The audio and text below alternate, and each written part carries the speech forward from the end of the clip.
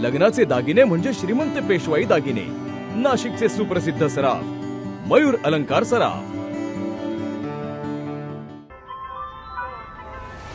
ताज्या बातम्यांसाठी नाशिक न्यूजच्या YouTube चॅनलला सबस्क्राईब करा आणि बेल आयकॉनला प्रेस करा।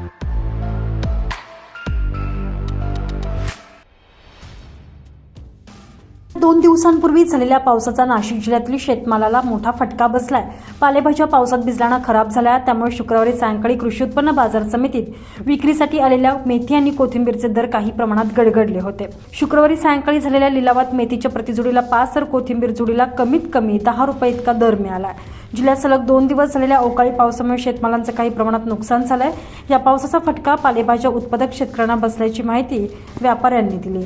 4 ते 5 दिवसांपूर्वी मेथी तसेच कोथिंबीरचे दर टिकून होते, मात्र बुधवारी आणि गुरुवारी सलग 2 दिवस झालेल्या पावसामुळे शेतातील उभे पिकं ओली झाल्यानं काही प्रमाणात शेतमाल खराब झाला।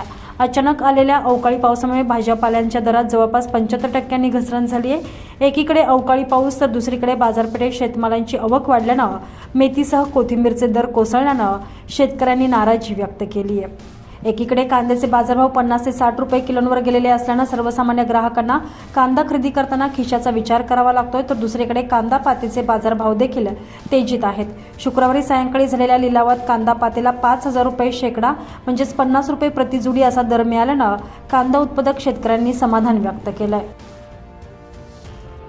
संजय परमार, नाशिक न्यूज, नाशिक।